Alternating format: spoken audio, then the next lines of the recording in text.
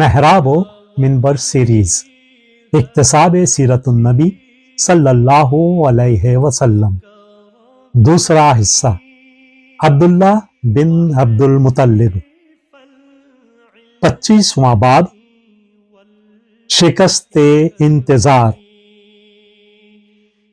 مگر جب قافلہ مکہ کے دروازوں پر پہنچا۔ تحریر محمود فاروقی، آواز و پیشکش مشہود فاروقی۔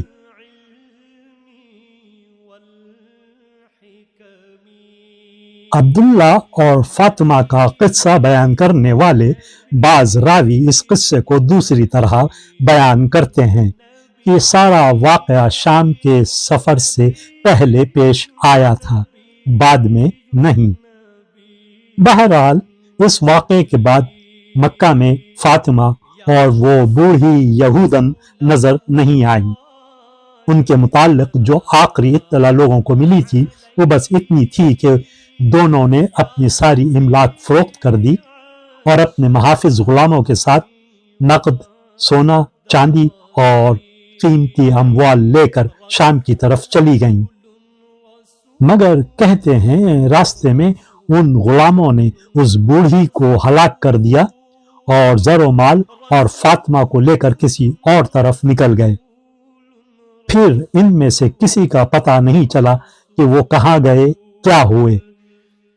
اسی طرح بیت المقدس کے مکار بوڑھوں کی ایک سازش ناکام ہو گئی جو انہوں نے آسمانی نور کو مکہ سے اڑا لے جانے کے لیے کی تھی۔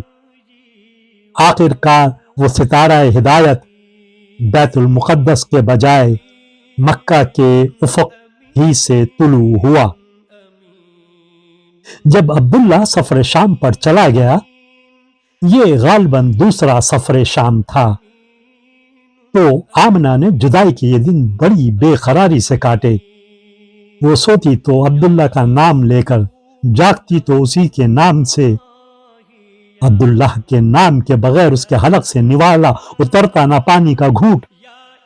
خواب میں وہ دیکھتی کہ شام کا کارواں طویل سفر سے واپس آ گیا ہے، اونٹوں پر ریشم، زیتون اور تانبے کے برتن لدے ہوئے ہیں، اور قافلے سے آگے آگے عبداللہ اپنے سیاہ گھوڑے پر سوار تیز تیز چلا آ رہا ہے۔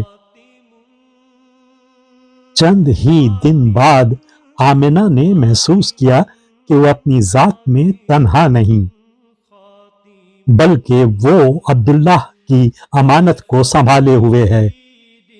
اب تو شوہر کا انتظار اور بھی شدید ہو گیا۔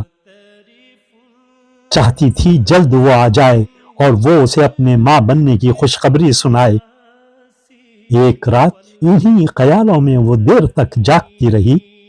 رات تاریک تھی اور ہوا بند تھی۔ جدائی کا غم سینے پر بار بنا ہوا تھا۔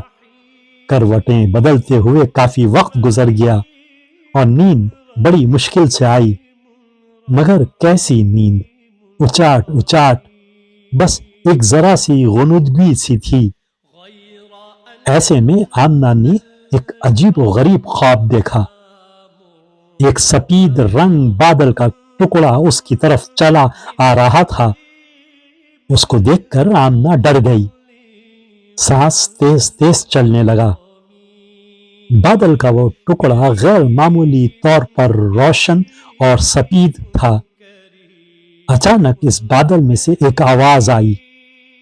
وہ آواز اسی کا نام لے رہی تھی، آمنہ۔ وہ سخت حیرت اور خوفزدہ تھی کہ یہ کون ہے جو اس کا نام لے کر پکار رہا ہے۔ پھر ایک بار وہی آواز سنائی دی، آمنہ۔ آمنہ وحشت سے اچھل پڑی، مگر اس آواز نے کہا، آمنہ مطمئن رہو۔ آمنہ کا دل یہ سن کر اور بھی دھڑکنے لگا۔ آمنہ مطمئن رہو، مطمئن مطمئن۔ اور کچھ یوں محسوس ہوا جیسے وہ سارا اضطراب و ہیجان جاتا رہا ہو۔ ایک گہری طمانینت آمنہ کے دل و دماغ پر چھاتی چلی گئی، جیسے ٹھنڈے روئی کے گالے اس کے اطراف جمع ہوتے جا رہے ہوں۔ پھر وہی آواز آئی، آمنہ مطمئن رہ، ایک معزز وجود تیرے اندر سانس لے رہا ہے۔ کون؟ آمنہ نے حیران ہو کر پوچھا۔ تم ماں بن گئی ہو آمنہ؟ وہی دلکش اور مسحور کن آواز سنائی دی۔ تم اللہ کے ایک معزز بندے کو اپنے اندر پرورش کر رہی ہو۔ آواز اس جملے کو بار بار دہراتے ہوئے دور ہوتی چلی گئی، یہاں تک کہ سکوت چھا گیا۔ اس آواز کے ساتھ وہ سنہرا پر نور بادل بھی آہستہ آہستہ دور چلا گیا، یہاں تک کہ نظروں سے اوجھل ہو گیا۔ اس خواب کے بعد آمنہ شام کے کارواں کا اور بھی شدت سے انتظار کرنے لگی۔ اس نے یہ خواب کسی سے بیان نہیں کیا، چاہتی تھی سب سے پہلے وہ اس مبارک خواب کو اپنے شوہر عبداللہ سے بیان کرے۔ آخر انتظار کی یہ مدت ختم ہوئی اور ایک دن ایک شتر سوار قاصد نے مکہ والوں کو آ کر اطلاع دی کہ کارواں واپس آ گیا۔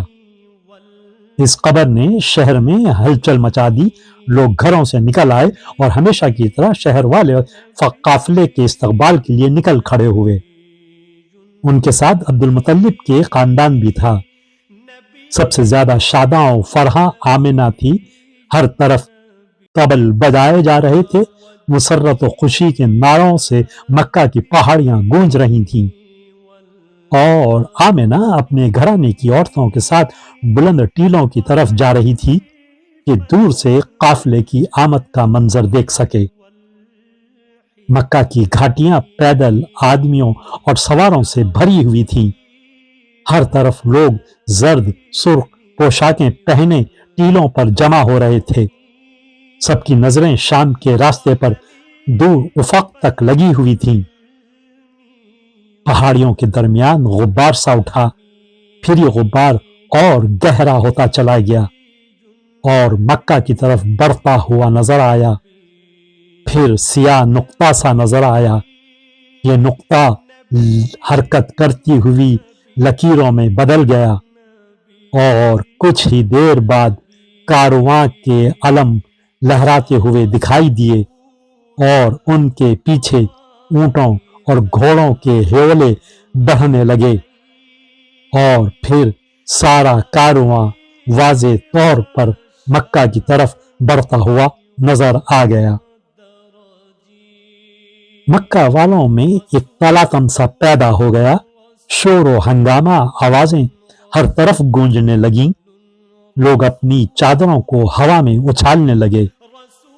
عبد المطلب کے دو بیٹے جو اس قافلے کے ساتھ نہیں گئے تھے ٹیلے پر سے اتر آئے، اچھل کر گھوڑوں پر سوار ہوئے، اور کچھ ہی دیر میں لوگوں نے ان کو دیکھا کہ شام کے راستے پر گرد کے برق رفتار مرغولوں کی طرح اڑے چلے جا رہے ہیں۔ آخر وہ کارواں تک پہنچے اور اس کی قطاروں میں گم ہو گئے۔ آمنہ کا دل چاہتا تھا کہ وہ بھی اڑ کر ان تک پہنچ جائے، مگر وہ ایسا نہیں کر سکتی تھی۔ وہیں کھڑی ہوئی قافلے کو قریب آتا ہوا دیکھ رہی تھی۔ کیا عبداللہ قافلے کے ساتھ آ رہا ہے؟ یہ سوال نہایت پریشان کن تھا، اور وہ آنکھیں پھاڑ پھاڑ کر اسی کا جواب حاصل کرنا چاہتی تھی۔ کیا وہ عبداللہ نہیں جو اپنے بھائیوں کے درمیان آ رہا ہے؟ اس کا دل دھڑک رہا تھا، اس کا دل کسی نامعلوم اندیشے سے بیٹھا جا رہا تھا، اور جب کارواں مکہ کے دروازے پر پہنچ گیا تو معلوم ہوا عبداللہ قافلے کے ساتھ نہیں ہے۔ آمنہ اپنے دل کو دونوں ہاتھوں سے تھامے زمین پر بیٹھ گئی۔ یا وجیہ الدین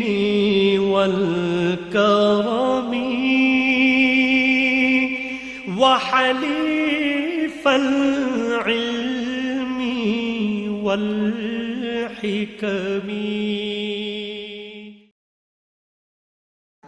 کرن کرن اجالا